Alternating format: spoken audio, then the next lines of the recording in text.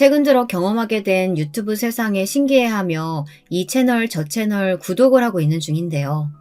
도중에 발견된 이 사연 채널에 유독 저의 흥미를 끄는 요즘입니다. 사람들이 허심탄회하게 자신의 인생사를 이야기하는 것이 저에게 용기를 주더라고요.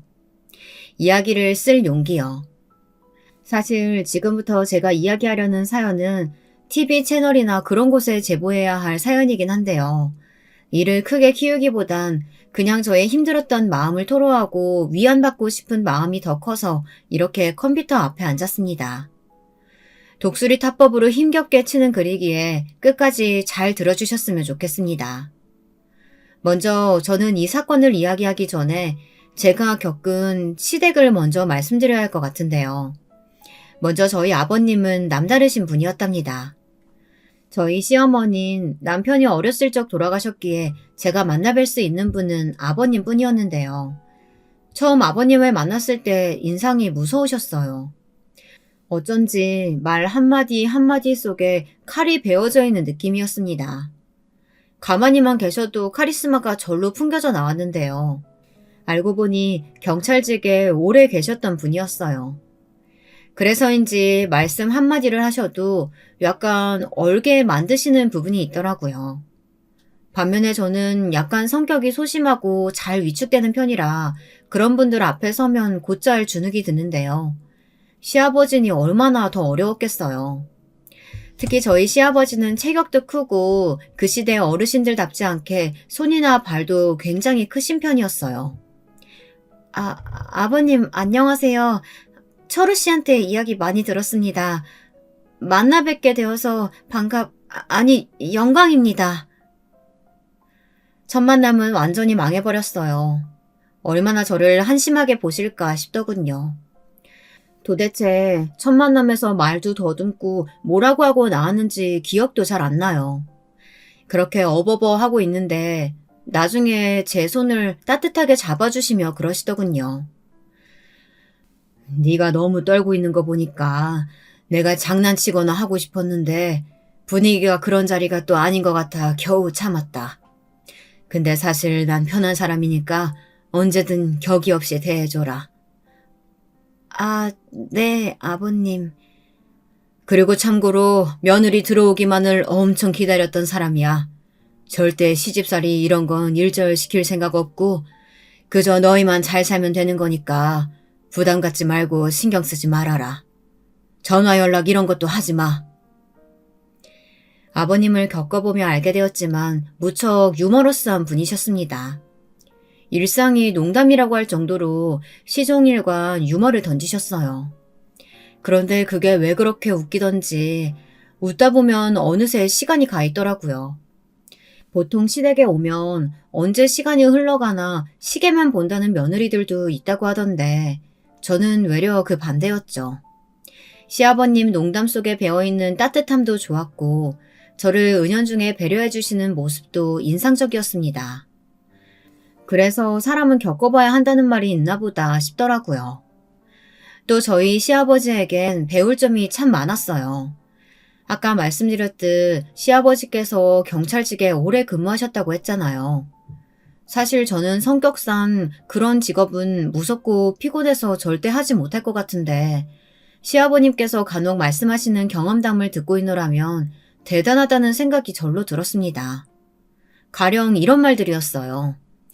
듣고 있으면 거의 영화 한 편이었고 전 객석에 앉은 관람인이었습니다. 그때 내가 근무할 당시에 동네에 강도질부터 시작해서 죄질이 엄청 나쁜 놈이 있었는데 잡기가 힘들었어. 경찰망을 요리조리 잘 빠져나갔거든. 근데 어느 날 제보를 받고 그놈을 잡으러 어느 오락실에 갔는데 진짜 그놈이 있는 거야. 가짜 제보들이 많아서 설마 했거든. 잘 걸렸다 싶어서 다가갔는데 이놈이 글쎄 날 보더니 화장실로 막 도망가더라고. 나도 빨리 뒤따라갔지. 그래서요? 근데 갑자기 그놈이 화장실에 들어가더니 가방에서 무기를 꺼내는 거야. 무기요? 시칼을 꺼내드는데 나도 사람이니까 약간은 움찔하게 되더라니까. 근데 다행히 그 화장실 안에 소주병들이 나뒹굴고 있었어. 그게 천운이었지. 옆에 있는 소주병으로 확 머리를 갈겨버렸지. 거의 빛과 같은 속도, 아니 빛보다 빠른 속도였을 게다.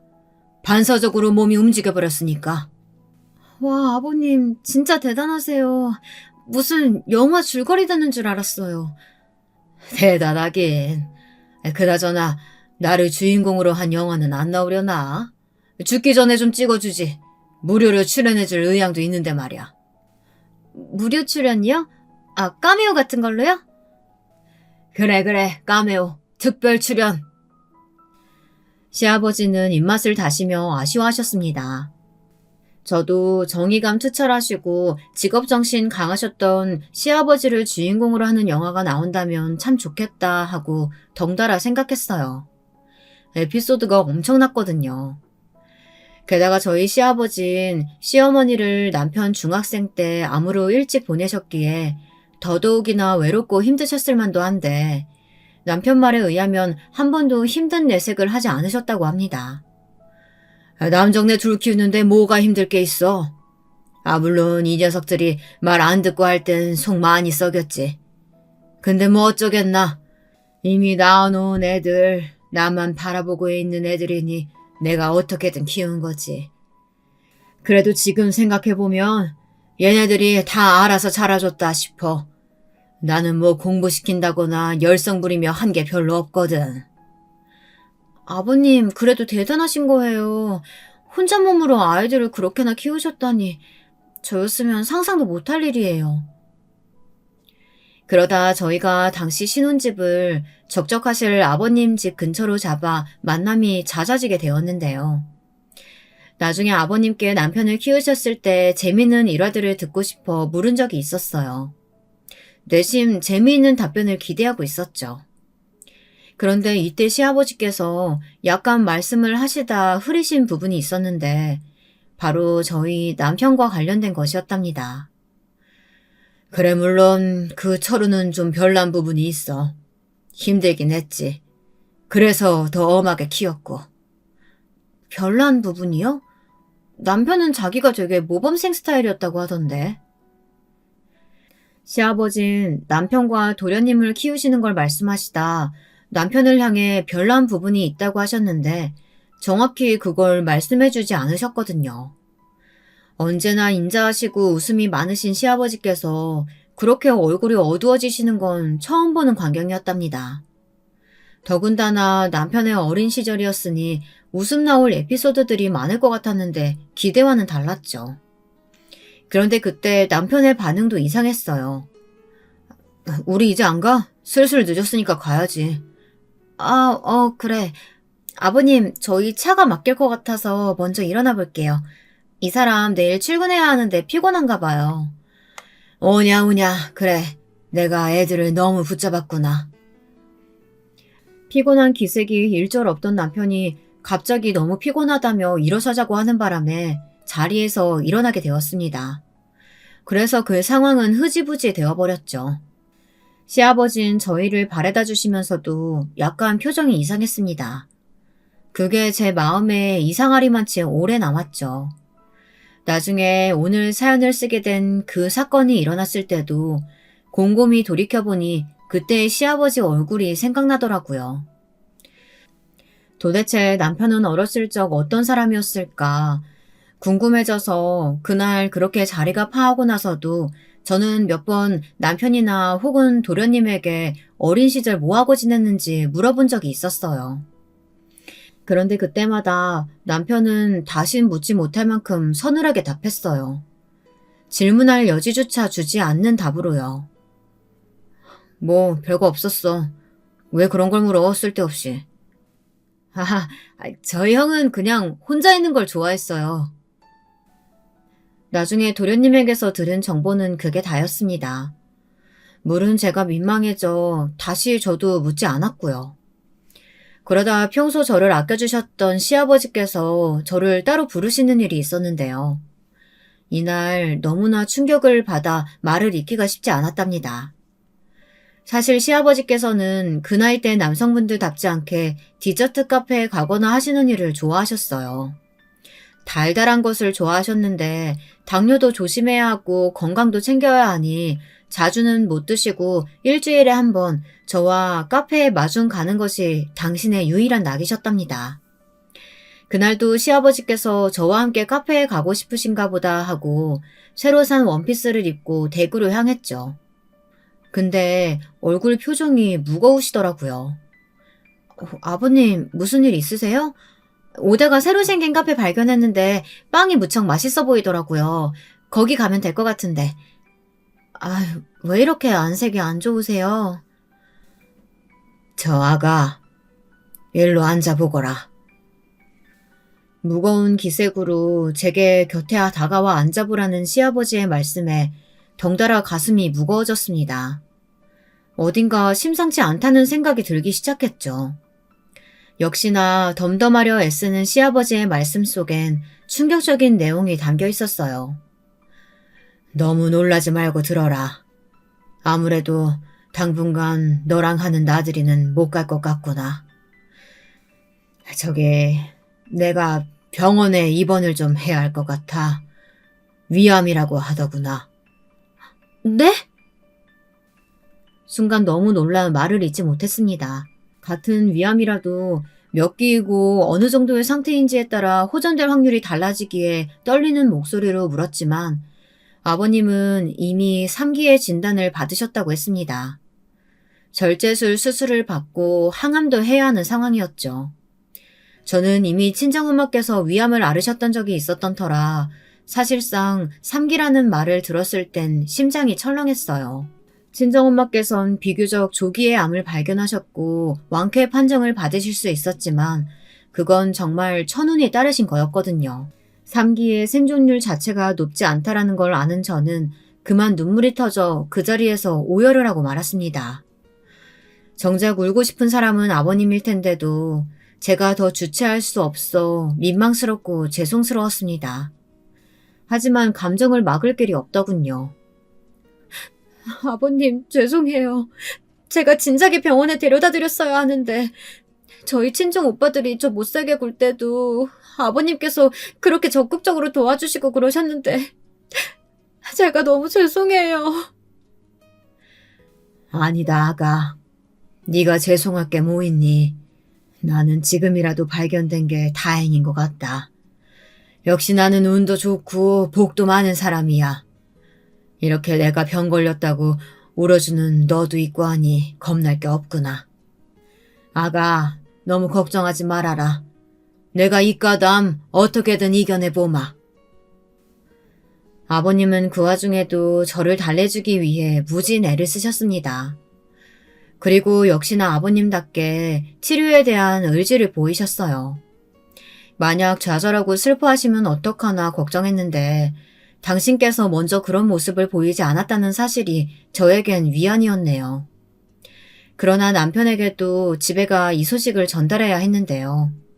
어떤 반응을 보일지 조금 염려가 되었습니다. 워낙에 무뚝뚝한 성정이지만 자신의 부모가 아프다는 소식에 태어날 사람은 없으니까요. 그런데 제가 굳게 마음을 먹고 힘겹게 입술을 떼었을 때 이어진 남편의 대답은 예상 밖이었어요. 남편이 그날따라 늦게 퇴근한지라 12시까지 자지 않고 기다리다 현관에서 남편 가방을 받아들고 이야기를 하게 된 것이었는데요.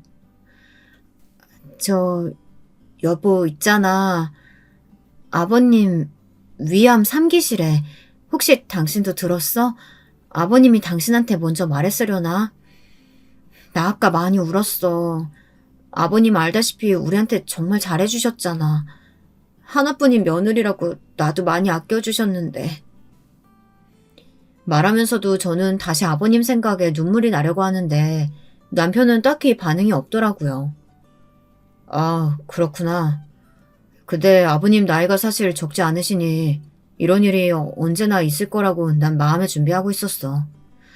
그래도 뭐 위암 4기는 아닌 거니까 치료 받으시면 괜찮아지겠지. 여보, 괜찮은 거야, 당신? 뭐가? 아니, 그냥 너무 아무렇지 않아 보여서. 남편의 반응은 덤덤 그 자체였어요. 그땐 슬픔을 숨기려고 하는 줄만 알았습니다. 그 정도로 지나치게 덤덤해서 마치 감정을 못 느끼는 사람 같았거든요. 여기서 남편에 대한 설명을 덧붙이자면요. 남편은 저와 결혼하기 전, 그러니까 연애를 하면서부터 성격이 굉장히 차분하고 침착한 사람이었습니다. 소심 위에다 감정도 오르락내리락 하는 저와 달리 무슨 위기 상황이 닥치든 이성적인 태도를 유지하는 사람이었죠. 저희는 같은 회사에서 일을 하던 사원 사이였는데요. 저는 그런 남편의 모습에 반했고 제가 먼저 좋아해서 고백도 먼저 하게 됐어요. 남편은 싫지 않았는지 받아주는 모양새를 취했고요. 그렇게 불 같지도 그렇다고 얼음 같지도 않은 미적거리는 연애를 하다가 저희는 나이가 30이 넘어 결혼을 하게 된 것이었죠. 이때 프로포즈는 의외로 남편이 했습니다. 제가 의외로라는 말을 쓴 거를 보면 눈치채셨겠지만 그만큼 남편은 살뜰하다거나 다정하다거나 그런 사람은 아니었어요. 감정을 표현하는 것에 익숙하지 않은 사람이었어요. 청혼 역시 나랑 결혼해줘 이 짧은 말이 전부였습니다. 전 그 말을 듣고 방방 들떠 좋다며 친정집에 소식을 알렸고요. 여보, 울고 싶으면 울어도 괜찮아. 마음 안 좋으면 연차 내도 되고 당신 요즘 무리해서 일하긴 했잖아. 아니, 그럴 필요까진 없어. 힘들지 않아. 그리고 아버지 아프시다고 회사를 왜 쉬어? 어? 어른들 아프신 건 뭐 당연한 거잖아. 어쩔 수 없는 거고. 그때 남편이 정말 순진무구한 눈동자로 왜 쉬어? 라고 묻는데 약간 소름이 끼쳤습니다. 왜인지 모르겠지만 정말 이해하지 못하겠다는 얼굴이었거든요. 부모가 아프다는 것과 자신이 무슨 상관인지 모르겠다는 그런 얼굴이요. 아마 그때부터였을 겁니다. 제가 남편을 다르게 바라보기 시작하게 된 것이요. 저는 아기 계획도 지우고 일단은 제가 사랑에 맞지 않던 시아버지 옆에서 열심히 병원도 데려다 드리고 암에 좋은 것들도 갖다 드리며 항암 치료로 입원하시는 동안 곁에 있어 드렸어요. 다행히 그 과정을 저만 해낸 것은 아니고 도련님도 도와주셨고요. 저는 도련님과 많은 이야기를 나누었는데요. 사실상 가끔 명절에나 보니 친해질 기회가 없었는데 이때 비로소 말을 트게 된 것이었죠. 남편하고 연년생이고 하니 많이 싸우시면서 컸을 것 같았는데 도련님 성격이 너무 좋으셔서 지금도 보면 저희 남편 존중해 주시고 그러는 게 눈에 보여요. 늘 감사해요. 아, 도련님 요즘 스타트업 운영하신다고 했죠? 하루하루가 바쁘실 텐데 도련님 없었으면 어쩔 뻔했을까요? 도련님 오셔서 덕분에 아버님도 힘이 많이 나시는 것 같아요. 아니에요, 형수님. 당연한 일인데요. 형수님이야말로 저희 아버지 잘 모셔주셔서 제가 더 감사하죠. 근데 저 형수님, 형은 많이 바쁜 거죠? 통 안 보여서요. 며칠 전에 연락했더니 전화도 안 되더라고요. 네, 저도 이 사람이 왜 이러는지 모르겠어요. 형식상 왔다 갔다 하는 건 하고 있는데 어쩐지 관심이 다른 데 있는 것 같아요. 집에 들어오면 뭘 하는지 컴퓨터만 보고 있고 그렇다고 딱히 게임을 하는 것 같지도 않은데 왜 그럴까요? 글쎄요. 저도 모르겠지만 형이 혹시 뭐 다른 이상한 행동하는 건 없을까요? 특이한 행동 같은 거요. 특이한 행동이요? 어떤 걸 말하는 건데요? 아니에요. 말이 헛나왔나 봐요. 당시 도련님은 저런 이상한 말을 남겼어요. 제가 남편에 대한 불만을 늘어놓자 저보다 더 어두운 얼굴이 되어서는 혹시 특이한 행동을 하냐고 묻더군요. 제가 대묻자 다시 자기가 잘못 말했다며 말을 급히 취소하고요. 이상했습니다. 갑자기 확 일어나서 먹을 것을 좀 사오겠다며 뚜벅뚜벅 걸어 나가는데 느낌이 싸했어요. 나중에 남편에게 병실에 자주 들러달라고 요청했는데 남편은 회사 프로젝트가 바쁘다고 하더라고요. 이번 프로젝트가 꽤 중요해서 그래. 나도 내가 여력되면 어떻게든 가겠지만 상황이 안 되네. 당신이 힘써주니까 고마워. 이건 그 답례야. 평소 한 문장 이상 잘 말하지 않는 남편이 그땐 자신도 미안했는지 제게 설명을 해가며 비싸 보이는 팔찌까지 선물하는데 나비 모양이 달려있는 팔찌였습니다. 꽤 예쁜 팔찌였어요. 근데 그 팔찌를 보다 문득 도련님 말이 스쳐 지나가면서 혹시 남편이 딴 데에 눈이 팔려 있는 건 아닐까 이런 생각이 들더라고요. 외도요. 남편의 야근이 유독 많은 것도 수상했고요. 남편의 무뚝뚝한 성격을 누가 좋아해 줄까 싶기도 하지만 남편의 외모가 괜찮은 편이었거든요. 실제로 회사에 있을 때 저만 남편을 좋아하는 것도 아니었고요. 그때부터 저는 남편이 외도를 하고 있을지 모른다는 생각에 남편만 보면 가슴이 벌렁벌렁 뛰기 시작했어요. 더 이상 안 되겠다 싶어 이걸 친구한테 말했을 땐 난리가 났고요. 뭐? 바람? 그럼 당장 뒤를 파보든가 해야지. 너 뭐 본 거라도 있는 거야? 얼른 미행해보고 증거 잡을 수 있는 거 있으면 다 잡아. 내가 이혼으로 고생하는 친구들 한두 명 보니? 지금 증거 안 잡아놓으면 나중에 눈치채서 내빼버릴 수도 있다고. 그럼 위자료도 한 푼 못 받고 끝나는 거야. 알았어. 당장 알아볼게. 순간 친구의 말을 듣고는 정신이 확 깨이더군요. 이때껏 걱정만 하고 있었던 스스로가 창피했죠. 저는 당장에 남편 블랙박스부터 내비게이션 기록, 핸드폰 채팅창 내용까지 뒤지기 시작했습니다. 그런데 여기서 이상했던 것이 너무나 깨끗했다는 것이었어요.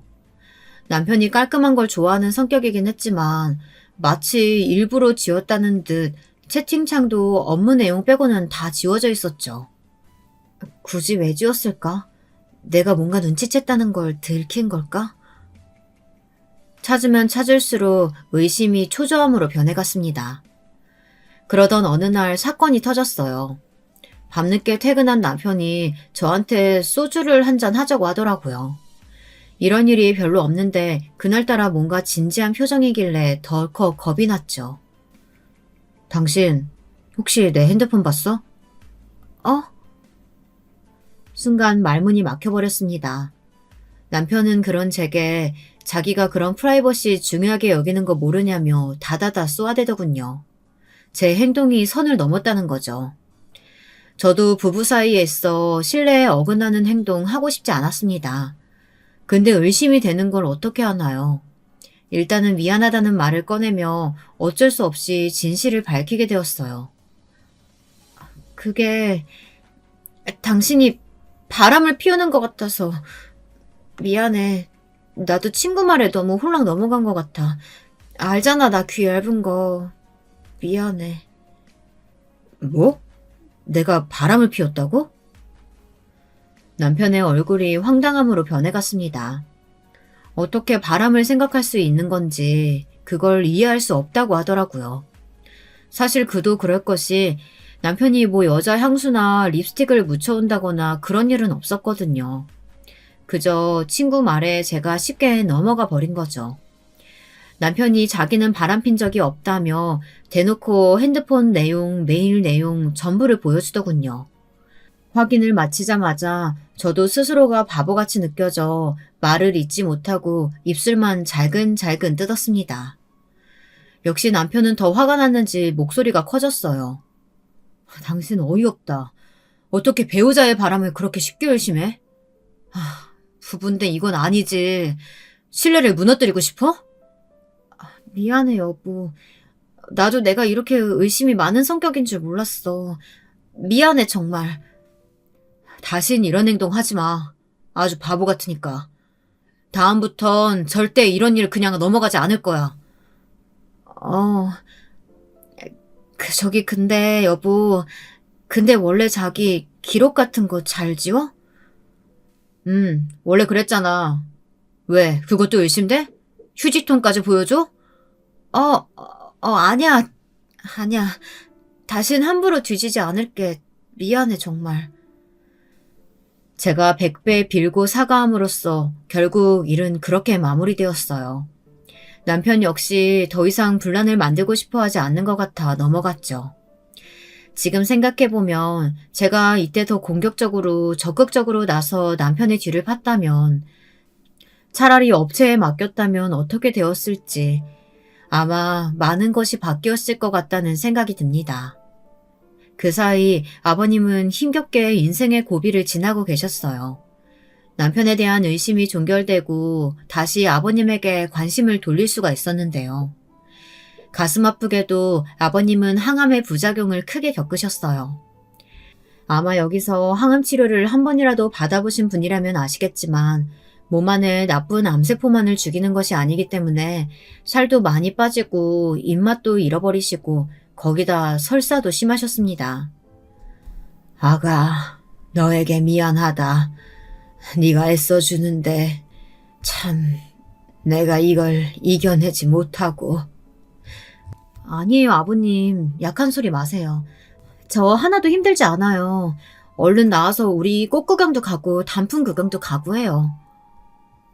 그때마다 전 일부러 쾌활한 목소리를 내어 아버님이 좋아하시는 꽃 한 송이를 침대 옆에 놓아두곤 했죠. 다행히 아버님은 항암을 받으시는 동안 많이 힘겨워하시긴 했지만 그래도 잘 극복해 나가고 계셨어요. 그리고 드디어 항암 치료가 다 끝났을 때 저희에게 한 가지 선언을 하셨는데요. 그것은 제게 많이 섭섭한 소식이었어요. 바로 시골로 내려가겠다는 것이었습니다. 공기 좋은 곳으로 가 요양을 할 겸 쉬고 싶다시는 게 요지였어요. 아파보니 알겠더구나. 내가 세상 쓸데없는 것에 너무 많은 신경을 쓰고 살았다는 것을. 진즉 좀 스트레스 덜 받고 건강 신경 쓰며 살면 좋았을 걸 말이야.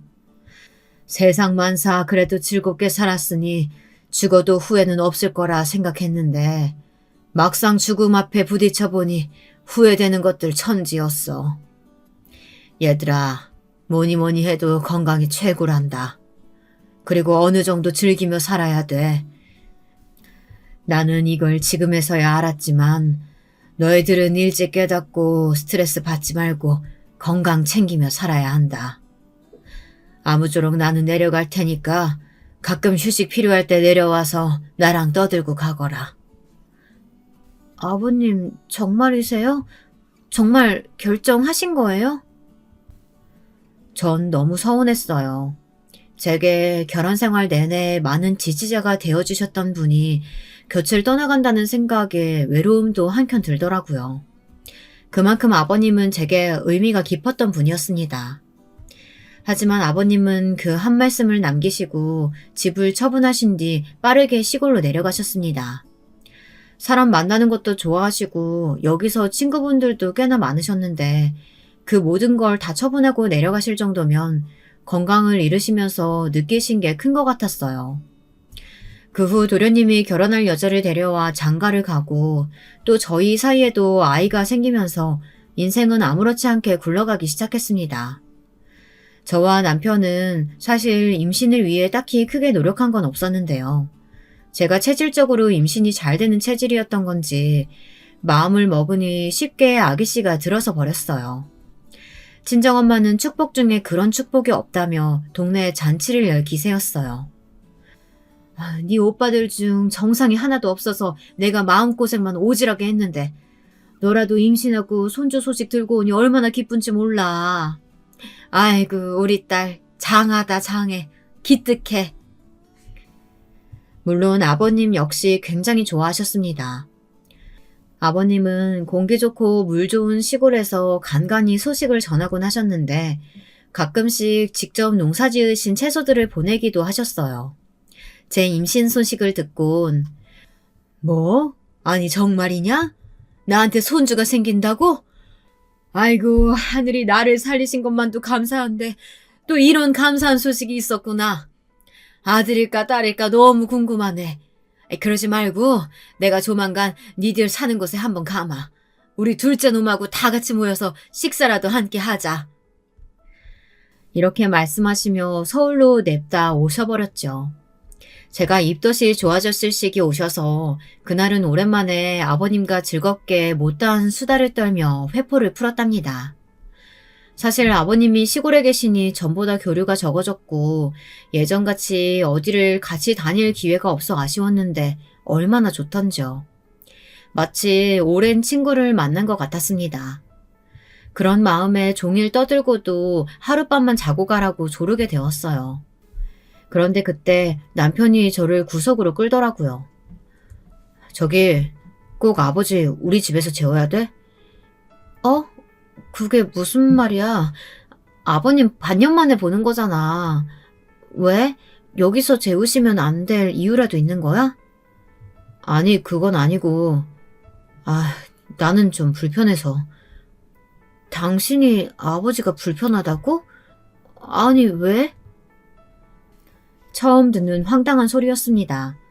전혀 누군가를 불편하게 할 시아버지가 아닌데 갑자기 남편은 왜 이러는 것일까요?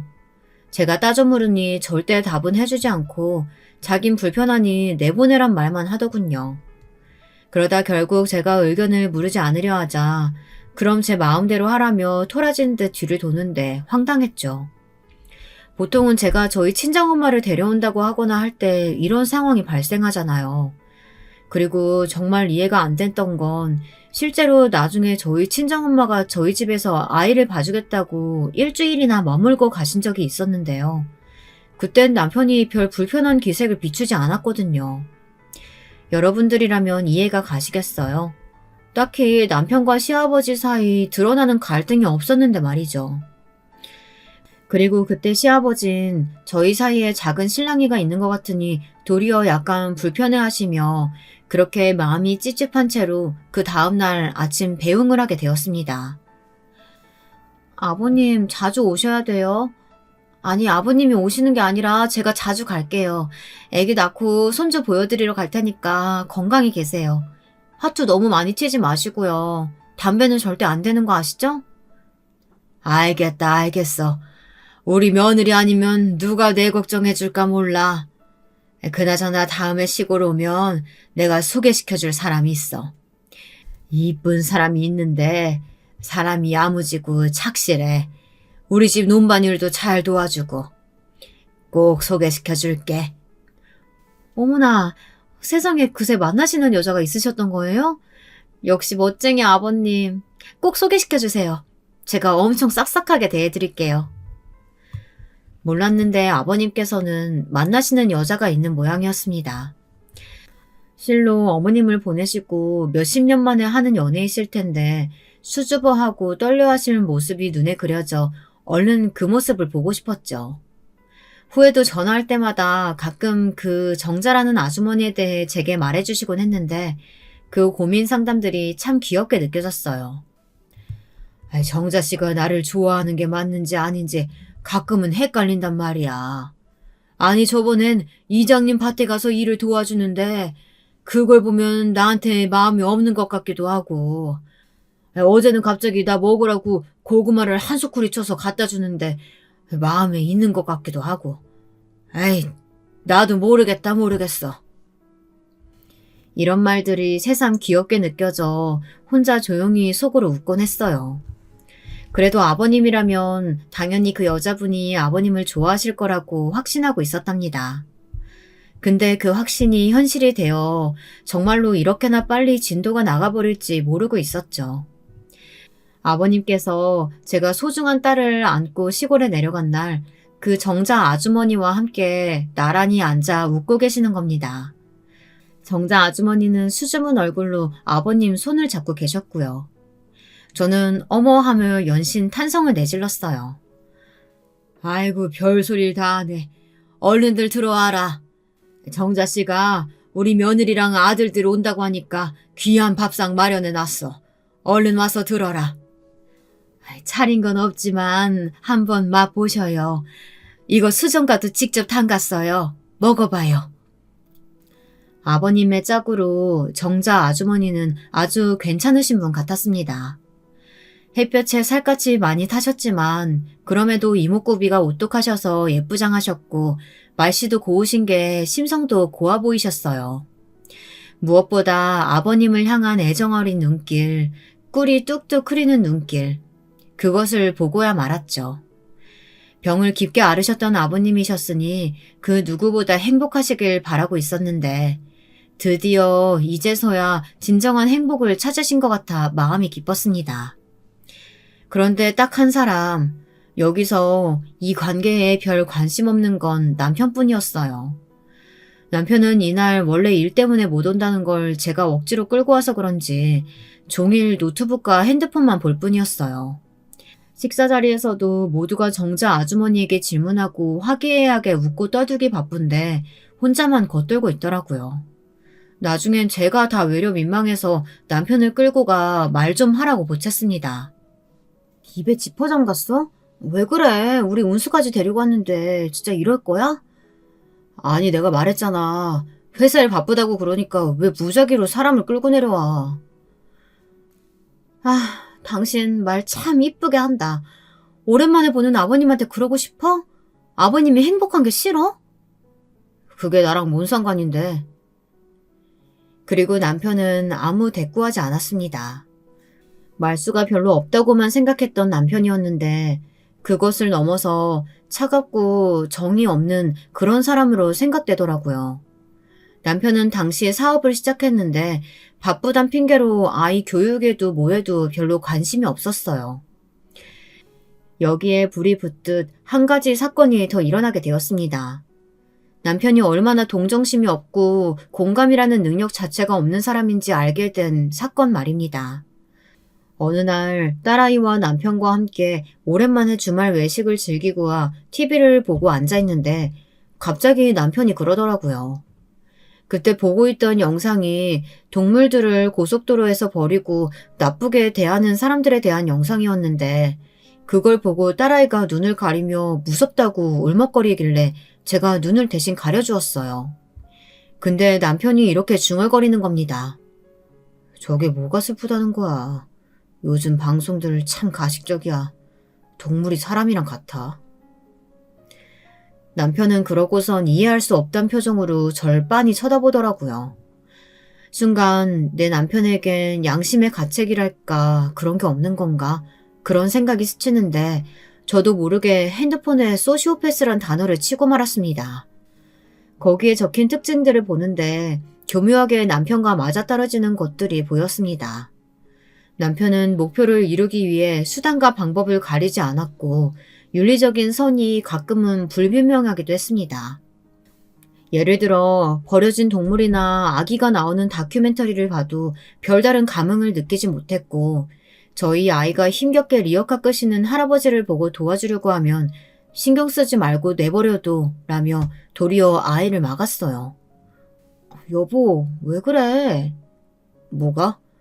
아니, 애가 도와주려고 할 수도 있지. 뭘 그런 거 구태여 맡기까지 해. 당신 오지랖 지나치단 생각 안 들어? 저런 노인 도와줘봤자 뭐해. 저런 사람들은 세상에 있어도 없어도 그만인 사람들이야. 그리고 한 번 도와주면 거지처럼 계속 구걸한다고. 정이 뚝 떨어졌습니다. 말을 섞고 싶지가 않더라고요. 그래서 남편과는 더 냉전적인 관계가 이어졌습니다. 나중에 저희 아이가 아토피가 너무 심해 잠시 공기 좋은 지역으로 내려가게 되었는데요. 그 몇 년간은 남편과 별로 말도 섞지 않았어요. 다행히 그 동네에 친정엄마가 계셔서 엄마가 많이 도와주셨죠. 김서방이랑은 여전히 사이 안 좋아? 근데 내가 보기에도 좀 그렇긴 하더라. 장모를 봐도 사람이 늘 차갑고 대면대면. 아니 몇 년을 알았으면 정이 쌓이고도 남을 식인데 말이야. 난 너무 김서방이 어려워. 그나저나 우리 딸 고생하네. 안쓰러워 죽겠다.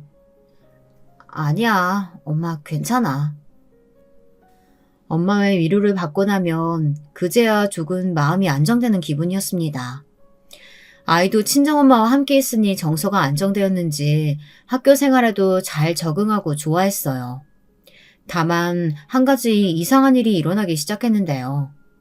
저희 집 뒤편에서 밤마다 한 번씩 이상한 소리가 들리는 것이었습니다. 집 뒤편엔 창고가 하나 있었고 그 창고 뒤편이 산속이라 처음엔 동물들 소리를 잘못 들은 거겠지 싶었습니다. 창고는 남편이 생활용품이나 이런 것들을 보관하는 곳이었거든요. 근데 그러던 어느 날엔 딸아이가 저를 붙잡고 자꾸 집 뒤쪽에 창고로 가보자고 하는 겁니다. 창고는 왜? 엄마 바빠, 밥 해야 돼. 엄마, 창고에서 자꾸 이상한 소리 들린단 말이야. 나 무서워. 저는 그때 귀신을 무서워하는 딸아이가 괜한 소리를 하는 거라고 흘려넘겼어요. 근데 딸아이가 그 말을 한 것이 마음에 남았는지 저도 한 번씩 귀를 기울이다 보면 정말 창고 근처에서 부스럭부스럭 하는 소리도 들리고 뭐라 말로 형용할 수 없는 소리가 들리는 것 같았죠. 그 앞에 있다 보면 괜히 소름이 오서서 돋았죠. 근데 제가 어느 날 아침 창고 앞에 한참 서 있으니 남편이 큰 목소리로 저를 부르더군요. 목소리가 너무 커서 순간 놀라 들고 있던 핸드폰까지 떨굴 뻔했습니다. 당신 뭐 하는 거야? 왜 여기 있어? 어? 나 그냥... 당신 음식 준비 안 해? 나 얼른 먹고 출근해야 한다고. 아, 어... 남편은 유난스럽게 짜증스러워하며 화를 내더라고요. 평소야 아침밥 준비가 늦는다고 화를 내는 사람이 아닌데 그날따라 그러는 것이 마치 뭔가를 들킨 사람 같았어요. 들키지 말아야 할 것을 들킨 그런 느낌을 받았죠. 저는 남편의 만류에 곧장 집으로 갔지만 그 뒤에서 남편이 창고문을 단단히 잠그는 소리가 들려 저도 모르게 발길을 멈췄습니다. 왜 저렇게 예민하게 구는 거야? 뭐가 있다고 저기. 처음엔 단순히 짜증이 났지만 밤새 남편이 자물쇠를 잠그는 소리가 잊혀지지 않았어요. 특히 밤이면 더 생각이 났습니다. 어느 날은 창고 안을 슬쩍 들여다볼까 생각하기도 했습니다. 하지만 어처구니 없는 생각이라고 여기며 스스로 고개를 가로저었죠. 아마도 저는 이때 분명 어떤 직감을 느꼈지만 무시하려고 했던 것 같습니다. 무언가 엄청난 것을 알게 될까봐 그걸 두려워하는 마음이 작동한 것 같아요. 하지만 그러던 어느 날 딸아이가 저를 부르는 소리가 들렸어요. 곤히 자고 있는 저를 흔들어 깨운 딸은 자꾸 무서운 소리가 난다며 제 품으로 파고드는 겁니다. 소리? 무슨 소리가 난다는 건데? 엄마, 집 뒤쪽에서 자꾸 이상한 소리가 나. 나 못 자겠어. 엄마, 아빠랑 잘래. 딸 방은 집 뒤편이랑 더 맞닿아 있어 유독 더 그런 소리들을 많이 듣는 것 같았어요. 결국 저는 딸 방을 저희 방과 바꿔주었죠. 그리고 어느 날은 제가 직접 확인을 해보기 위해 용기를 내보려고 했는데 거기에 신경 쓸 새도 없이 마음이 힘든 일이 일어났습니다. 도련님에게서 어느 날 연락이 와서 잠깐 서울로 가 커피숍에서 자리를 잡고 이야기를 나누게 되었는데요. 도련님이 저를 보자마자 무서운 얼굴로 바뀌더군요. 제가 아버지 안색이 안 좋은 것 같아서 병원에 데리고 갔는데 암이 재발되었다고 이번엔 전이까지 다 돼서 손 쓸 방법이 없다고 해요. 아버지가 항암하실 수 있는 체력도 안 될 것 같고 일단 형수님께 소식 전해야 될 것 같아서 이렇게 뵙자고 했어요. 아버님이요? 정말이에요? 눈물을 글썽거리는 도련님 말 속에 저는 또 한 번 무너지는 것 같았습니다.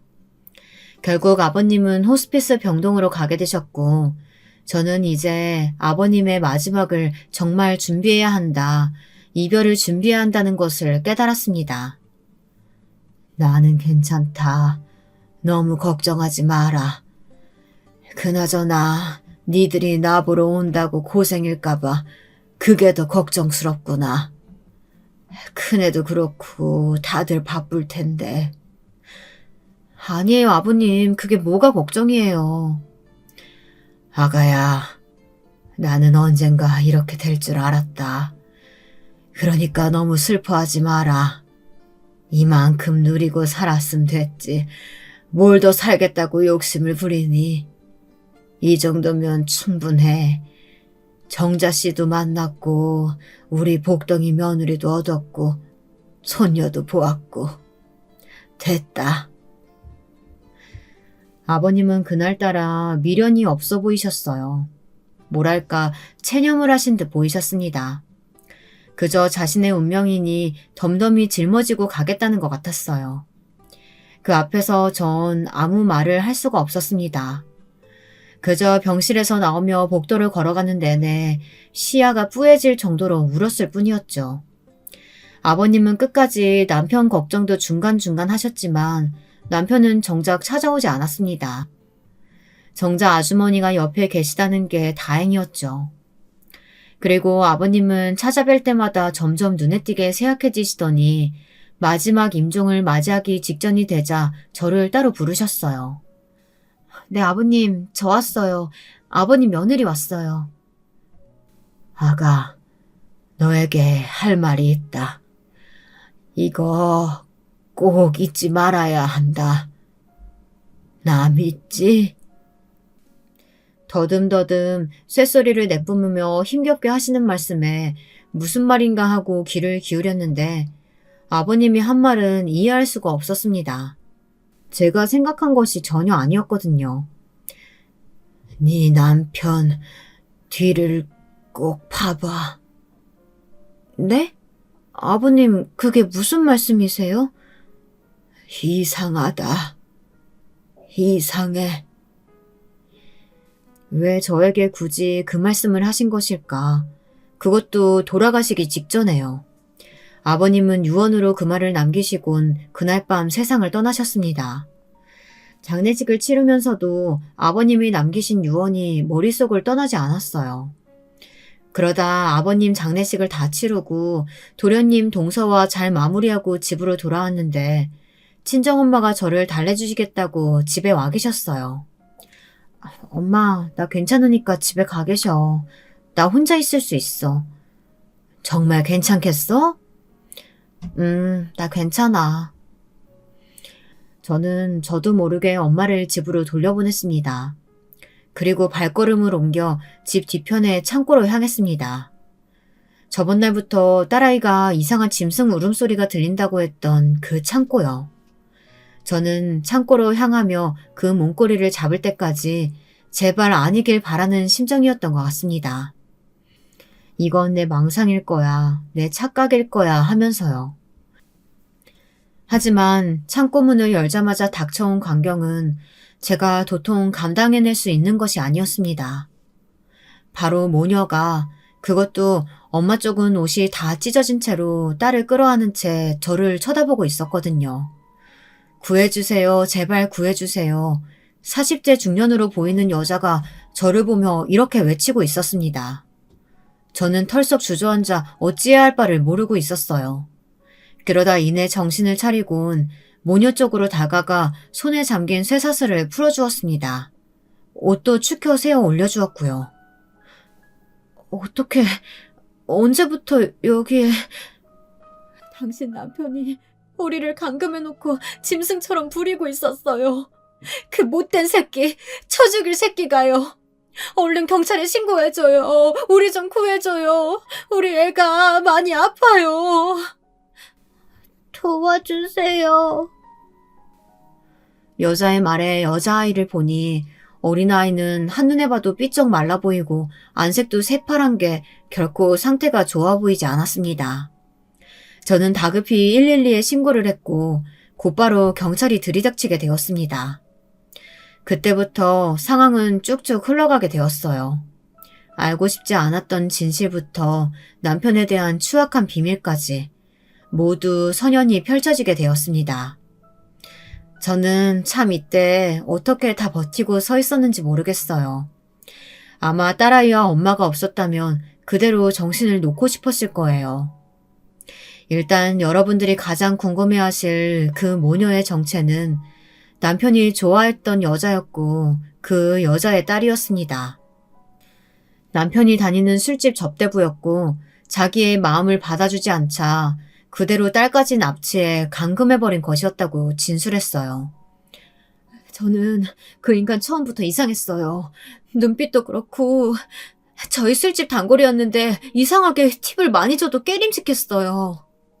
여자는 제 남편이 이상한 사람이라는 것을 눈치채고 자기에게 해가 될 것 같아 일부러 만남을 갖지 않으려고 했답니다. 남편은 몇 번이나 같이 살자고 했다고 하는데요. 두 집 살림을 하자고요. 그런데 그 여자의 거부가 남편으로 하여금 더 추악한 행동을 하게 만든 것이었죠. 지금도 저는 아직도 잊지 못합니다. 창고 뒤편에서 딸아이가 들은 짐승 소리, 그리고 저도 은연중 악몽처럼 들었던 울음소리. 그것이 실제 사람이 낸 소리라는 걸 생각하면 너무도 소름 끼칩니다. 어떻게 인간의 탈을 쓰고 그럴 수 있었을까요? 더군다나 남편의 진술은 더 가관이었습니다. 죽이려고 했어요. 말을 하도 안 들었으니까. 죽어도 싸잖아요. 어차피 술집에서 일하는 앤데. 안 그래요? 만약 제가 정씨의 모녀를 발견하지 못했다면 남편은 죽일 계획이었습니다. 다행히 시아버지의 유언으로 제가 발견해 그들은 살아나갈 수 있었던 거였죠. 그나저나 저희 시아버지가 어떻게 남편의 이런 짓을 눈치채실 수 있었는지 저는 그것이 미지수로 남아있었는데요. 도련님의 말을 통해 조금이나마 유추해볼 수 있었습니다. 사실 저랑 아버지가 형수님에게 말하지 못했던 것이 있어요. 저희 형이 예전에 어렸을 때 자기가 좋아하는 여자애를 저희 집에 가다 뒀던 적이 있었어요. 저와 아버지가 둘이 낚시를 갔을 때요. 돌아와 보니까 어떤 여학생이 형 방에서 울면서 살려달라고 하더라고요. 그때 학교가 발칵 뒤집혔어요. 형이 아직 초등학생이고 해서 따로 처벌을 받지는 않았지만 형은 학교에서 쫓겨나고 저흰 그 뒤로부터 아니 특히 아버지가 형을 예의주시하고 있었어요. 아버진 형을 엄격하게 대하셨고요. 그런 행동은 절대 안 된다고 일러주셨어요. 그래서 저도 형이 이제 그러지 않겠거니 생각하고 있었고요. 아마 아버지는 형이 아버지를 잘 만나려고 하지 않았을 때부터 형이 위험한 행동을 하고 있다는 걸 눈치챘을 거예요. 충격적이게도 남편은 이미 어린 시절 비슷한 범행을 저지른 적이 있었습니다. 제가 남편에게 느꼈던 비인간적인 감정들은 너무나 정확한 직감이었던 거였죠. 그리고 시아버지께서 딱히 어떤 부분을 보셨을지는 모르겠지만 어찌됐든 시아버지의 말이 아니었다면 모녀가 살아나가지 못했을 테니 지금으로선 그나마 다행이란 생각이 듭니다. 남편은 현재 교도소에 있습니다. 이 일이 끝나고 저는 남편과 완전히 남남이 되어 딸아이와 잠깐 외국에 가서 살다가 다시 한국에 들어와 지내고 있는데요. 한국에 들어오니 더더욱 전 남편 생각이 나기도 하고 그때 일이 생각납니다. 이제 전 남편이 된 그 인간, 그 추악한 인간과 살을 맞부딪히며 살았다는 사실만으로도 너무 끔찍한 기분에 사로잡히곤 합니다. 한동안 정신과 치료를 오랫도록 받아야 할 만큼 저 역시 내상이 컸는데요. 그래도 지금 딸과 이렇게 평범한 생활을 해갈 수 있음에 감사하려고 합니다. 아마 이 이야기 들으시고 충격받으신 분들도 많으실 텐데요. 잘 극복할 수 있도록 따뜻한 댓글 많이 부탁드립니다. 지금까지 이야기 들어주셔서 감사하고 여러분 항상 건강하세요.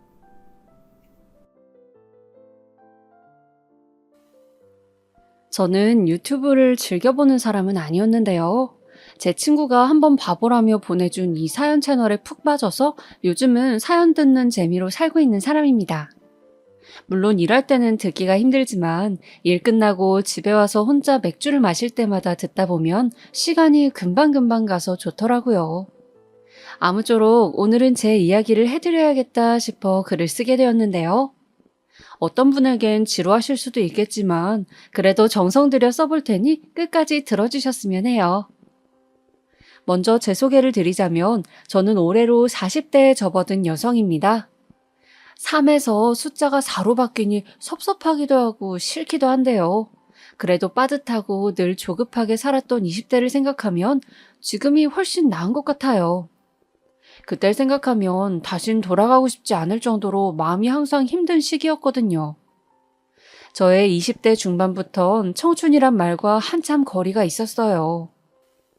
남편은 힘들게 하고 주변을 마음 터놓을 것도 없고 여러모로 외롭고 쓸쓸했던 시기였어요. 그럼에도 저의 유년 시절은 행복했습니다. 저는 작은 소도시에서 자랐고 아래로 여동생이 하나 있어요. 그리고 저희 부모님은 제가 나고 자란 도시에서 오랫동안 중국집을 하셨어요.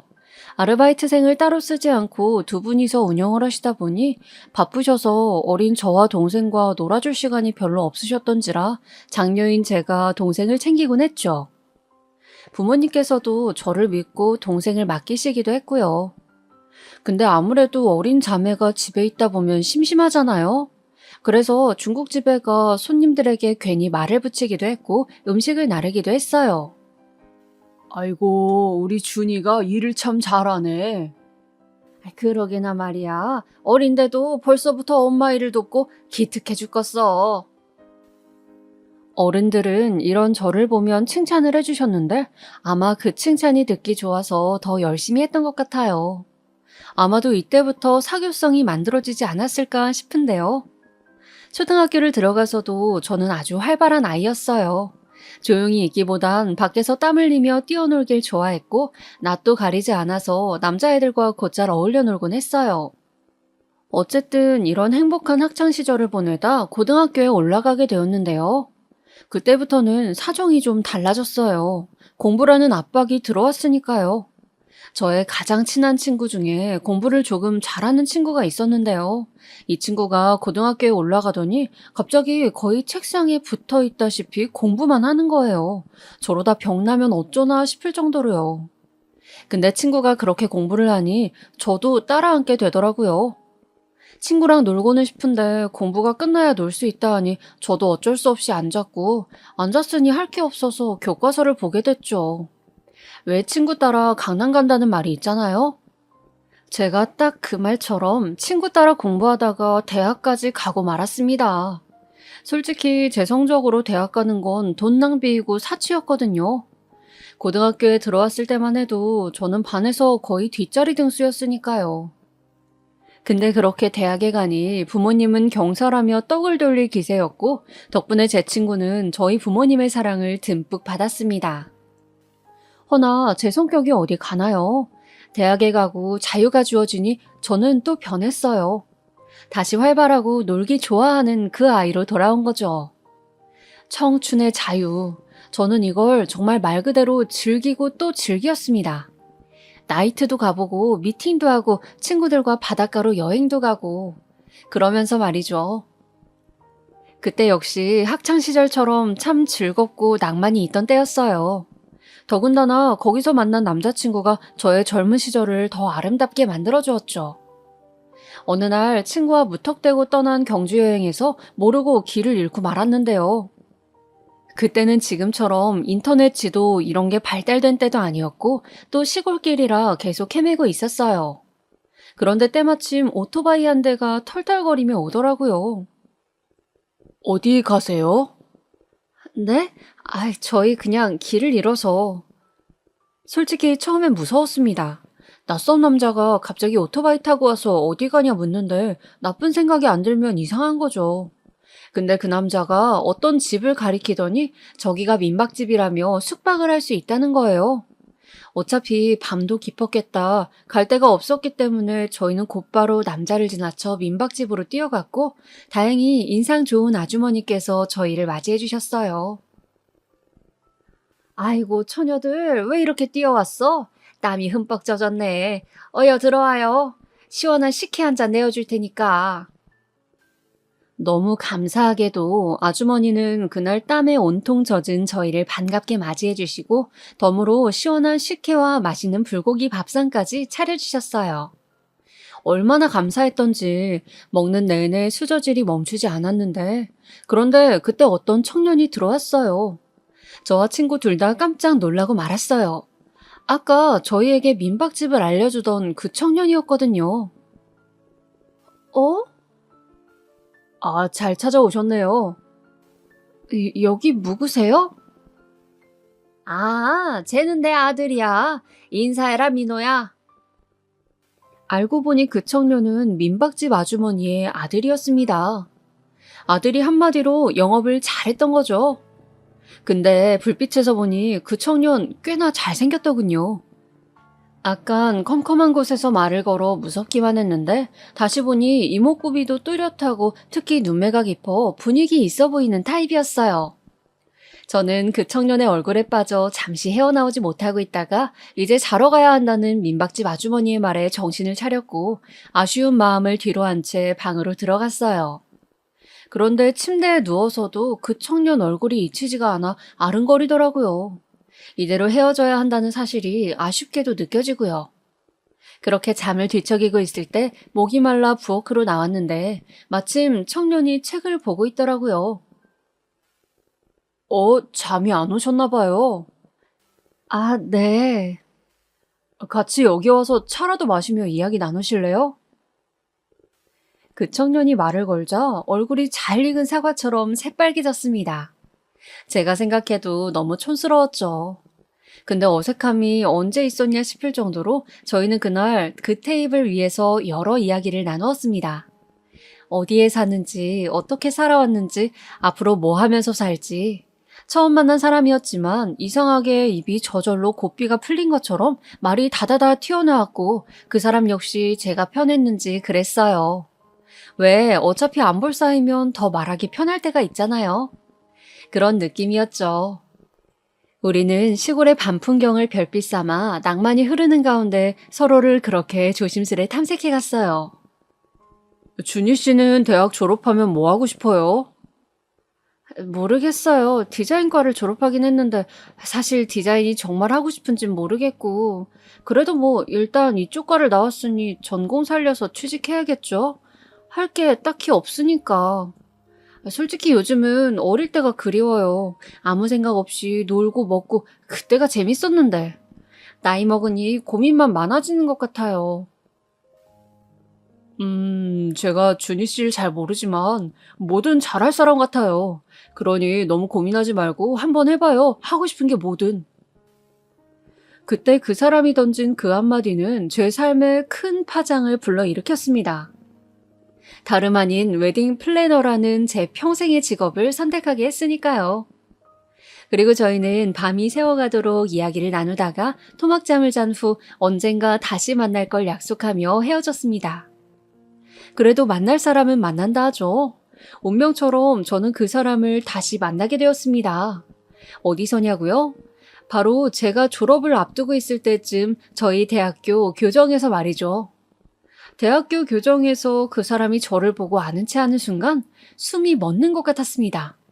이런 게 운명인가 하는 생각이 들면서 마음이 몽글몽글해졌어요. 와, 이런 우연도 다 있네요. 준희 씨를 여기서 다시 만날지 몰랐어요. 그러니까요. 바쁘지 않으면 이렇게 만난 것도 인연이니 끝나고 맥주 한잔 할래요? 그리고 저와 그 사람은 그날 밤 내내 맥주를 마시며 지난날 나누었던 대화를 이어나갔습니다. 그 사람은 당시 일을 하며 돈을 벌다가 저희 학교 건축과 교수님이 유명하신 분이었는데 그분 강의를 듣곤 문득 건축이 하고 싶어 우리 학교 건축과를 지원했다 했어요. 와, 실행력이 대단한데요? 그래서 그렇게 시험 쳐서 바로 들어온 거예요? 근데 그러네요. 이 나이에 신입생이라니. 뭐 어때요? 원하던 거 배우게 됐으니 너무 잘 됐네요. 진짜 축하해요. 준희 씨는요? 준희 씨는 하고 싶은 거 찾았어요? 제 이야기 기억하고 계셨네요. 네, 저 찾았어요. 웨딩 플래너요. 우연히 결혼 박람회 갔다가 관심 갖게 되었어요. 와, 웨딩 플래너요? 준희 씨랑 왠지 잘 어울리는데요? 저는 그 이야기에 당시 웨딩 플래너를 준비하고 있다는 얘기를 해주었고 그 사람은 자기 일처럼 축하해 주었어요. 저희는 이미 서로 알고 있었던 것 같아요. 서로에게 은근한 호감이 있다는 것을요. 맥주를 한 잔 마시다 그 사람 얼굴을 한번 쳐다보고 마시다 또 쳐다보고 그런 만남 끝에 제가 먼저 테이블 밑에서 그 사람의 손을 잡으며 저희는 공식적인 연인이 되었죠. 너무 매력적이었던 사람과 인연이 되어 삶을 함께 누리는 것은 솔직히 너무나 낭만스럽고 행복한 일이었습니다. 그리고 남자친구가 남편으로 이어지기까진 얼마 되지 않았어요. 저희는 1년 사귀다 바로 시어머니 되실 분을 뵈러 갔고 민박집 아주머니였던 시어머니는 당시 제 얼굴을 기억하고 있었던지라 무척 놀라하시며 반가워하셨어요. 우리가 이런 인연일 줄이야. 상상도 못했네. 어서 들어와요. 시어머니도 시아버지도 모두 좋은 분들이시고 하니 얼른 결혼 생활을 시작하고 싶은 마음이 컸어요. 하지만 제 생각과 달리 부모님은 걱정이 많으셨어요. 결혼이 이르다고 생각하셨거든요. 아, 너 이제 직장 들어갔잖아. 조금 있다 해도 늦지 않을 텐데 꼭 지금이어야 하니? 그 사람이 그렇게 좋아? 아직 대학생이라며. 그럼 돈 모아놓은 것도 없겠구만. 아, 그래. 나도 네 엄마 말에 동의한다. 서로 직장인이 돼서 결혼하는 게 훨씬 안정적이고 좋아. 막말로 네가 다 벌어야 하는 거 아니냐? 부모님은 이런 말씀을 하시며 조금만 늦추면 안 되겠냐 말씀하시기도 했습니다. 부모님 걱정이야 왜 이해를 못하겠어요. 소중하게 키운 딸이 생활비 벌며 남편 내조한다는데 싫죠. 근데 저는 당시 너무나 낙관적이었어요. 생활비 벌면서 남편 내조하고 남편이 바로 졸업 후 취직하면 전혀 문제 없을 거라고 여겼어요. 제 생각을 꾹꾹 담은 종이까지 만들어 부모님을 설득했고요. 여기엔 남편까지 합세했습니다. 결국은 부모님도 아유, 그래, 알았다. 대신 잘 살아야 한다. 하며 결혼을 허락해 주셨죠. 허나 그때는 몰랐지만 당시 어머니 말씀을 들었다면 얼마나 좋았을까 하는 후회를 그 후로 1000번은 더 넘게 했습니다. 결혼 생활의 초반은 무난했어요. 당시 저나 남편이나 모은 돈이 없어서 빌라에서 신혼생활을 시작했는데요. 양가 부모님의 지원을 받긴 했지만 그 돈은 살림에 보탰었고요. 하지만 저는 웨딩 플래너로 첫 시작을 하고 있던 사회초년생이었기에 힘든 일들이 많았어요. 사회초년생이면 아시겠지만 일도 어리숙하고 사람관계도 잘 다뤄내지 못하잖아요. 그래서인지 남몰래 우는 날도 많았고 선배한테 깨지는 일도 허다했어요. 그럴 때마다 마음을 붙잡기 위해 굉장히 노력해야 했어요. 사실 웨딩 플래너라 하면 서비스라고 알고 계시는 분이 많은데 서비스뿐 아니라 영업을 같이 해야 해요. 그것까지 다 하려면 일주일에 주 6일, 7일을 근무해도 빡빡하고 결국은 몸이 죽어나죠. 거기다 가장 큰 문제는 저희 집 수입원의 대부분을 제가 다 감당하고 있었다는 거예요. 남편은 대학생이다 보니 생활비부터 보험까지 자잘한 것들을 다 제가 내야 했는데 그 돈이 만만치 않았어요. 솔직히 이런 퍽퍽한 생활에 치여 살다 보니 결혼을 조금 늦게 할 걸 그랬나 하는 후회가 슬그머니 치밀어 오르더군요. 그래도 그때는 남편이 늦게 들어오는 저를 위해 요리도 해주고 청소도 해주고 고생해줘서 고마워. 나도 얼른 취직할게 라는 말들을 많이 해줘 없는 힘도 짜내어 일을 했어요. 그리고 그렇게 버텨나가자 시련에도 끝이 온단 말이 있듯 남편이 드디어 대학을 졸업하고 구직을 할 수 있게 된 시기가 다가왔습니다. 저에겐 기다리고 기다리던 가뭄의 비와 같은 날이었죠. 근데 이상하게 남편은 어디를 내도 자꾸 떨어지더라고요. 심지어 면접 연락조차 오질 않았어요. 분명 학점도 나쁘지 않고 인턴 경력도 없지 않은데 왜 이러지 싶었습니다. 취직에도 운이 필요하다고 남편에게 운이 들어오지 않는 것 같았습니다. 그러다 보니 저마저도 조바심이 들면서 닥달하고 싶지 않았지만 자꾸 물어보게 되더라고요. 여보, 오늘도 연락 안 왔어? 왜 안 왔지? 이상하네. 아이, 그만 좀 물어봐. 너 지금 돈 번다고 유세냐? 나도 취직할 거야, 곧. 어련히 연락 오겠지. 왜 이렇게 목살게 구냐, 사람을? 뭐? 내가 언제 그랬다고? 나는 그냥 물어본 거야. 당신 압박하려거나 하는 게 아니고. 그런 의도로 들렸다면 미안해. 됐어. 말 걸지 마. 짜증나니까. 남편은 취직난을 겪으면 겪을수록 사람이 점점 쪼잔해지고 옹졸해지더라고요. 예를 들어 제가 아침에 일어나 까먹고 밥을 못 차리고 나가면 그걸로 저를 닥달하며 너 나한테 지금 눈치 주냐? 이런 식으로 말하더라고요. 너무 바빠 일 때문에 그랬다며 친히 해명까지 해야 했죠. 한 번은 이런 일도 있었어요. 아마 들으시면 헛웃음 지으실 것 같은데요. 남편은 소고기를 좋아하고 저는 돼지고기를 좋아했는데요. 근데 사실 식당에서 소고기 사 먹는 게 비싸잖아요. 그래서 집에서 남편 소고기 구워주며 의욕도 좀 돋굴 겸 부부 사이도 회복할 겸 겸사겸사 소고기를 샀어요. 근데 한여름날 불 앞에서 소고기를 굽고 있으니 너무 덥고 힘들더라고요. 그래도 우리 남편 먹이는 건데 열심히 굽자 싶어서 정성껏 굽고 있는데 남편이 들어왔습니다. 뭐야, 소고기야? 당신 좋아하는 거 오랜만에 해주려 그러지. 얼른 씻고 앉아. 배고프지? 기 막혀. 됐어. 안 먹어. 그리고 들어가는 거예요. 어이가 없었죠. 아니, 자기가 좋아하는 걸 구워준 건데도 왜 저런 반응인지 순간 화가 나 남편 따라 들어가 따졌어요. 근데 남편 하는 말이 날 챙기고 싶었으면 식당에서 안 먹고 왜 굳이 마트에서 산 건데?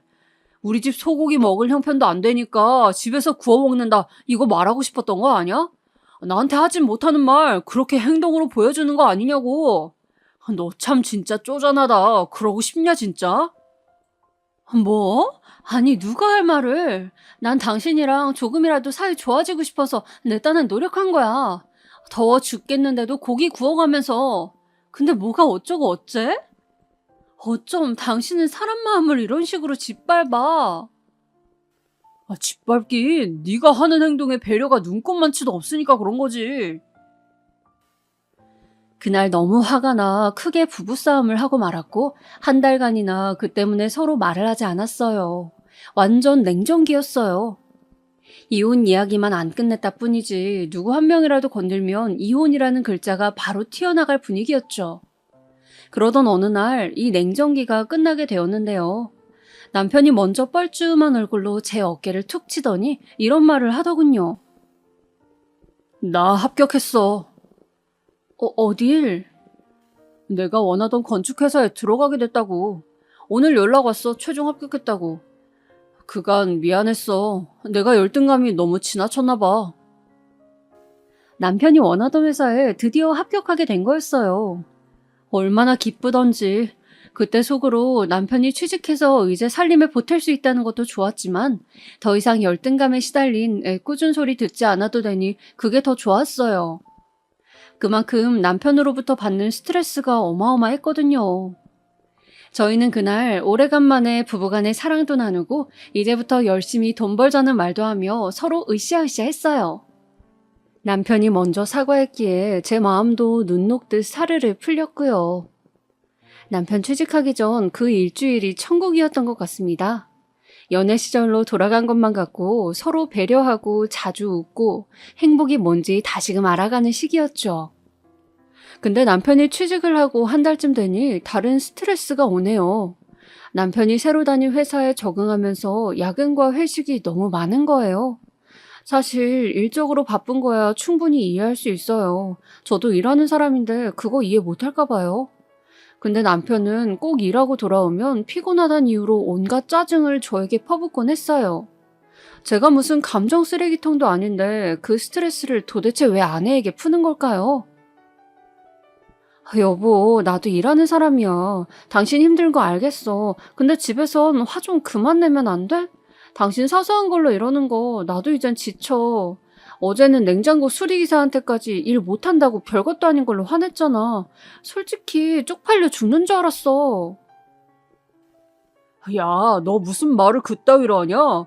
일 못하는 놈 못한다고 지적하는 게 무슨 잘못인데. 내가 지적 안 해주면 그놈이 딴 데 가서 실수하니까 내가 말해주는 거야. 그리고 내가 언제 화를 냈어? 지금도 내잖아, 지금도. 그건 네가 먼저 시작하니까 그렇지. 답답하다 진짜. 넌 맨날 날 헐뜯기 바쁘지? 그 재미로 살지 너? 남편은 그 뒤로 한동안 삐져서 저에게 말도 걸지 않았어요. 그리고 저를 아주 천하의 못돼먹은 아내 취급하는데 못 봐주겠더라고요. 심지어 밥으로 시위까지 했어요. 일부러 애써 차려놓은 밥 안 먹고 출근하는 식으로요. 정말 초딩, 아니 유딩이 따로 없었습니다. 그러다 결정적으로 제가 임신을 하고 아이를 위해 만삭이 되면서 잠깐 일을 그만두게 되었는데요. 그때부터 슬슬 남편이 저를 조여오더라고요. 자기가 가장이라는 거죠. 저에게 온갖 걸로 시비를 걸기 시작했어요. 심각한 짠돌이로 변해갔고요. 아이 육아용품 사는 것도 눈치를 주더라고요. 너는 왜 중고로 살 생각은 안 하고 맨날 사냐? 아님 좀 얻어 입어. 주변에 친구 없어? 내가 주변에 애 낳은 친구가 어딨어? 내가 제일 일찍 결혼했는데. 없어. 그리고 이건 나를 위해 사는 것도 아니고 우리 애를 위해 사는 건데 이런 걸 아끼면 어떡해? 아껴야지. 그런 것도 우리 집 생활비가 얼마나 된다고 애한테 돈을 팍팍 써. 애는 어차피 알아서 크게 되어 있어. 그리고 글자도 못 읽는 애한테 동화책은 왜 벌써부터 사는 건데? 그런 돈도 좀 아껴라, 아껴. 아, 맞다. 말 나온 김에 다 하자. 너 저번에 시장에서 옷 샀더라? 어차피 애 돌보느라 밖에 나갈 일도 없는데 옷은 뭐하러 사냐? 네 옷 긁을 돈 있으면 남편 속옷이나 사줘라. 사치하지 말고. 뭐? 사치? 내가 무슨 사치를 한다 그래? 나 1년 만에 옷 처음 샀어. 그것도 살까 말까 100번은 고민하다 산 거라고. 걸레짝 같은 옷만 입고 다니면 애 보기에도 안 좋으니까. 당신은 회사 간다고 몇십만 원짜리 옷을 그것도 백화점 브랜드로만 턱턱 잘도 사면서 내가 옷 좀 샀다고 그걸 사치라 그래? 남편은 자기가 번 돈으로 제 옷 사는 거 하나 보지 못했어요. 그걸 사치라고 하더라고요. 남편 대학생 때 그렇게 혼자 돈 벌면서 아둥바둥했던 건 생각 못하는 건지. 저는 맹세코 제가 돈 벌 때 남편 사고 싶다 하는 거 안 사준 적이 없어요. 책이 필요하다 하면 책을 사주었고 취직에 면접 때 필요한 정장도 비싼 걸로 해주었어요. 그러면서도 생색 한 번 낸 적이 없죠. 오히려 내 남편 사주는 건데 제 거 하나 더 아껴가면서 사주곤 했어요. 근데 그렇게 말하니 너무 속상하더라고요. 그래서 그날은 아이를 데리고 못 참겠다 싶어 친정으로 가버렸어요. 남편이 뭐라 그러던지 말던지 친정에라도 가 있어야 제가 숨이 트일 것 같더라고요. 친정엄마는 제가 갑자기 오자 놀랬는지 무슨 일이냐 물었어요. 무슨 일은 아무 일도 없어. 없긴 없는 애가 목소리가 다 죽어가? 너 김서방이 힘들게 하는 거지? 김서방 바람 펴? 엄마 무슨 그런 오바를 해. 아니야 그런 거. 좀 싸웠어 그냥. 엄마는 제가 살이 쪽 빠졌다며 계속해서 걱정하셨어요. 아빠도 말씀은 없으셨지만 은근히 신경 쓰시는 눈치가 분명했죠. 제가 자는 사이 두 분의 목소리가 방문 틈 사이로 들어오는데 괜히 청승맞게 눈물이 나더라고요. 김서방이 잘못한 게 분명해요. 아이고, 그러니까 내가 결혼 일찍 하지 말랬더니 왜 저리 일찍 시집을 가선? 아휴, 내 속이 다 썩네. 옛말에 자식 문제가 제일로 어렵고 힘들다더니 그 말이 딱 맞아. 아휴, 그러니까 말이야. 아니 근데 무슨 일이 있었던 건지 말 안 해? 내가 김서방한테 전화해볼까? 아니에요, 됐어요. 그럼 또 부부 사이에 싸움만 생기지. 우린 빠져있는 게 상책이에요. 엄마 말대로 내가 왜 시집을 일찍 가 이런 고생을 하는지 제 선택이 너무나 후회가 되어 그날 아기를 꼭 껴안고 눈물을 뚝뚝 흘렸습니다. 그리고 친정집을 나와 마음이 좀 추스러들었을 때 다시 집으로 들어갔는데요. 제가 들어오자 남편은 이제 왔냐며 저를 비웃으려 들더군요. 아예 거기서 살지 그랬냐면서요. 그래서 대꾸 없이 들어가 아이 봐주고 그렇게 남편이 있는 듯 없는 듯 애한테만 집중하며 보냈어요. 거기다 한 가지 다행스러웠던 건 남편이 지방으로 출장을 많이 다니곤 해서 며칠씩 집에 안 들어올 때가 많았는데 눈에서 안 보이니까 그렇게 좋을 수가 없더라고요. 가끔 저희 집 오는 친구들이 너네 아기 낳고 어때? 사이는 좋아? 묻곤 하면 남편 없으니까 세상만사가 편해. 이대로 출장이 길어졌으면 좋겠다. 라고 말하곤 했죠. 연애할 땐 그토록 좋았던 우리, 서로 한 번이라도 더 껴안고 싶어서 안달이 났던 우리인데 어쩌다 이렇게 변하게 됐을까. 가끔 과거를 떠올리다 보면 그런 애처로운 생각이 들어 씁쓸해지기도 했지만 일부러 그런 감상엔 저지려 하지 않았어요. 거기다 애를 낳고 잠시 쉬니 일이 무척 하고 싶더라고요. 그래서 아이가 어린이집에 갈 나이가 되었을 땐 바로 일을 시작했어요. 다시 시작하게 된 웨딩 플래너 일은 솔직히 일하는 시간도 많고 정말 못 벌 땐 100만 원만 가져가는 직업이었지만 제가 잘만 하면 한 달에 500, 600도 가져갈 수 있는 직업이었기 때문에 더 욕심이 났어요. 제 능력으로 원하는 성과를 내면 그만큼 돈을 가져갈 수 있다는 거잖아요. 그 점이 매력적이었죠. 그리고 확실히 애를 낳고 일을 해서 그런지 전보다 훨씬 마음에 여유가 있고 고객 상대하는 것도 어렵지가 않더라고요. 사실 결혼하시려는 분들은 나이대가 높은데 그에 비해 나이 적은 제가 웨딩 플래너로 오면 조금 못 믿어 하시는 분들도 많았거든요. 근데 나이가 있고 애엄마라 하니 제 결혼 생활을 궁금해 하시기도 하고 그랬어요. 다행히 그렇게 저는 새로 시작한 일에서 흥미를 찾고 다시 삶의 활력을 찾았습니다. 애엄마란 이유로 몇 년간 잊고 지냈던 저라는 존재를 다시 일에서 찾은 느낌이었죠. 근데도 남편은 가끔씩 늦게 일하고 들어올 때면 이런 말을 하곤 했어요. 야, 그거 얼마나 번다고 그 고생을 하냐? 그 시간에 차라리 애를 보지. 애 저렇게 어린이집에 내팽개치고 돌아다니는 거 그거 보기 안 좋아. 저번에 우리 엄마도 그러더라. 너 어디 다니느냐고. 어딜 다니길래 애는 안 챙기냐고. 내가 무슨 나쁜 일 하는 것도 아니고 돈 벌어서 생활비 보태는 건데 그게 뭐 어때서.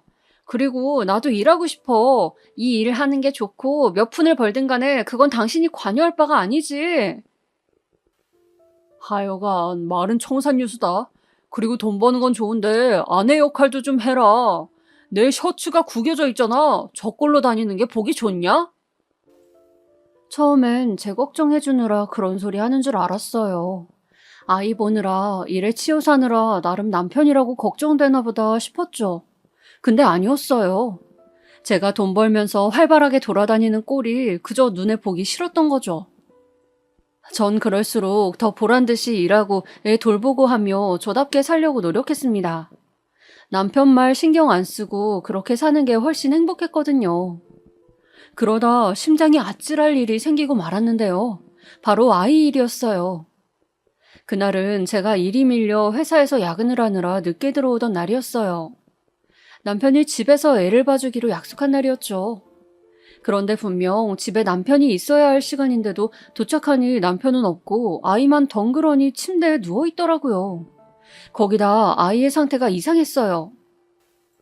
엄마, 나 아파. 많이 아파. 열나. 아이의 말에 머리를 만져보니 불덩이였습니다.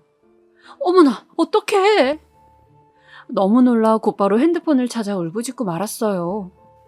119죠? 빨리 와주세요. 지금 우리 애가 많이 아파요. 다행히 119 구급 차량이 5분 이내로 도착해 빠른 시간 안에 아이를 데리고 응급실에 도착했습니다. 선생님, 저희 아이 좀 봐주세요. 의사 선생님에게 매달리듯 아이를 봐달라 말씀드렸던 것 같아요. 정말 그때 전 제정신이 아니었어요. 저희 아이 지금까지 태어나서 크게 아팠던 적이 한 번도 없었거든요. 그래서 전혀 그런 쪽으론 생각도 못하고 있다가 갑자기 아이가 아프니 심장이 미친 듯이 뛰고 별의별 생각이 다 들더라고요. 정말 다행인 건 다른 검사도 해봤지만 몸에 이상은 없었고 단순히 발열 증세가 심했던 거였어요.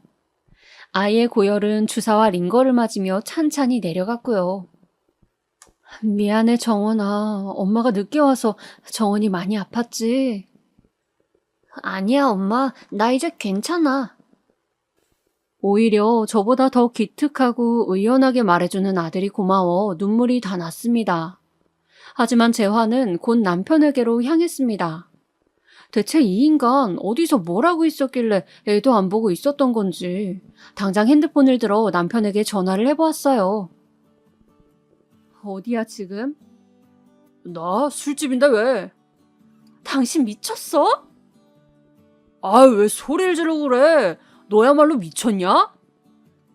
지금이 몇 시야? 당신 내가 오늘 정원이 봐달라고 했던 거 잊었어? 지금 정원이 응급실이야. 응급실?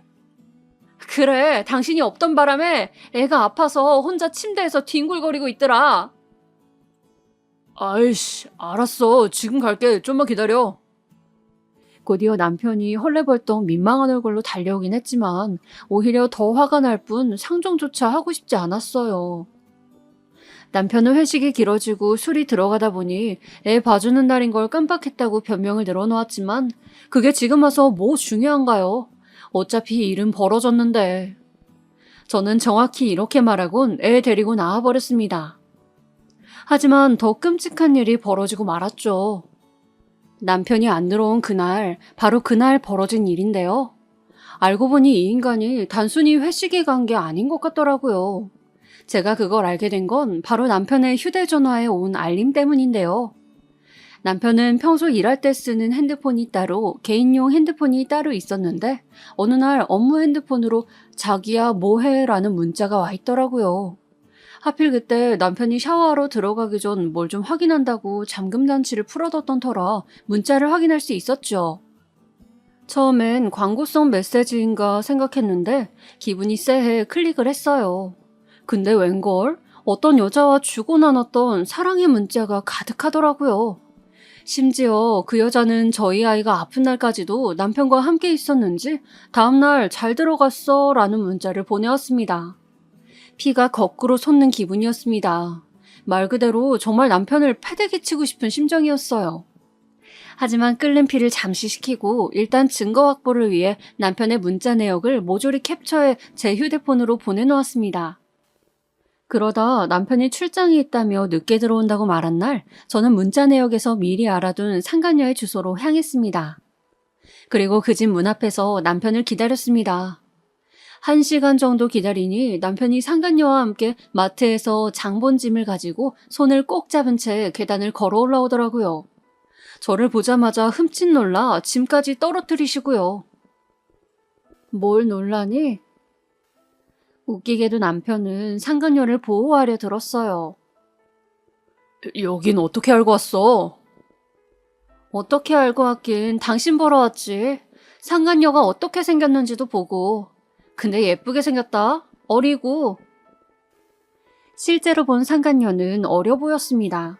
상간녀 역시 남편 뒤에 숨어 저를 흘깃흘깃 쳐다보는데 유부남인 걸 알면서도 만나는 그 심보 역시 너무 괘씸하더라고요. 하지만 어쨌건 그 여자 상대로도 소송을 걸 생각이었으니 마음을 애써 진정시키고 말을 이어나갔습니다. 야, 너는 애가 아픈 날에도 전현을 만나고 있었더라? 나한텐 회식이었다며. 회식이 아니고 불륜 파티였네. 너 대단하다 진짜. 여보, 진정하고 내 말 들어봐. 그래, 내가 바람핀 건 맞아. 근데 내가 너를 과소평가했어. 너가 이런 미친놈인 줄 알았으면 진즉에 때려잡았을 텐데. 난 바보같이 그것도 모르고 네가 불륜 같은 개짓거리를 저지를 거라고는 상상도 못했어. 출장 갈 때마다 이 집으로 왔겠지? 아, 난 그것도 모르고. 개짓거리라니 말이 너무 심하잖아. 야, 솔직히 너가 뭐 잘한 거 있냐? 너가 아내로서 뭐 제대로 내조를 해주길 했어? 뭐 했어? 일한다고 바쁘다 그러고 맨날 집에 붙어있지도 않았던 게 네가 뭘 나를 남편이라 생각이나 했냐? 아, 그래서 바람 폈니? 내가 널 남편 대우 안 해줘서? 더 말하지 말고 이혼 소송 갈 거니 그리 알아. 위자료 뜯을 만큼 다 뜯고 끝낼 거니까. 독하게 말하고 내려왔지만 집으로 가는 내내 무슨 정신이었는지 모르겠습니다. 눈물이 앞을 가려 뿌얘질 정도로 울고 또 울었어요. 너무 화가 나고 분했어요. 저 인간을 위해 희생하고 헌신했던 세월이 그런 내 자신이 너무 한심하게 느껴졌습니다. 하지만 어쨌든 제 아이는 키워야 했기에 얼른 이혼하고 새살림을 꾸리는 게 우선이었어요. 그래서 최대한 속전속결로 진행했습니다. 먼저 집을 구해 따로 나와 살면서 부모님께 말하는 게 가장 첫 번째 순서였는데요. 친정 부모님은 역시나 땅을 치시며 오열하셨습니다. 아버지는 당장에 그놈 멱살을 잡겠다며 길길이 날뛰셨고요. 내가 실수했다. 어떻게든 널 보내지 말았어야 했는데. 내가 우리 귀한 딸 자식 고생만 시켰구나, 내가. 아니야, 엄마. 그런 말 하지 마. 아빠도요. 나 씩씩하게 우리 정원이 뭐까지 잘 살 거야. 그러니까 응원해주세요. 우리 애 하나는 얻었잖아. 저는 정말로 싱글맘이 됐으니 더 열심히 살겠다고 다짐했어요. 어떻게든 잘 살겠다고요. 상황이 저한텐 유리했던 만큼 위자료도 최대한 많이 받아내고 양육권도 가져왔으니 일단 그걸로 속을 풀고 우리 아이와 함께할 미래만을 생각했어요. 아이 학비도 책임지고 결혼 자금도 만들고 하려면 제가 열심히 일해야 했죠. 그리고 그렇게 살다 보니 성과는 자연스레 따라오더라고요.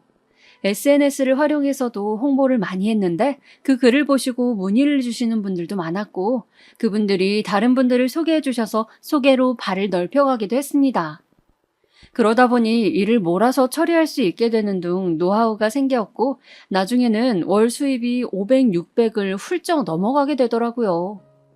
경제적으로 여유로우니 아이와 함께 좋은 곳으로 바람을 쐬러 갈 수도 있었고 친정 부모님에게 용돈도 주기적으로 드릴 수 있었습니다.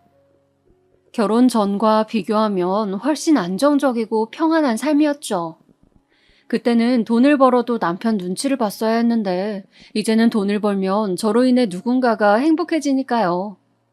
하지만 그러던 중 어김없이 인생의 장애물처럼 남편이 등장하고야 말았습니다.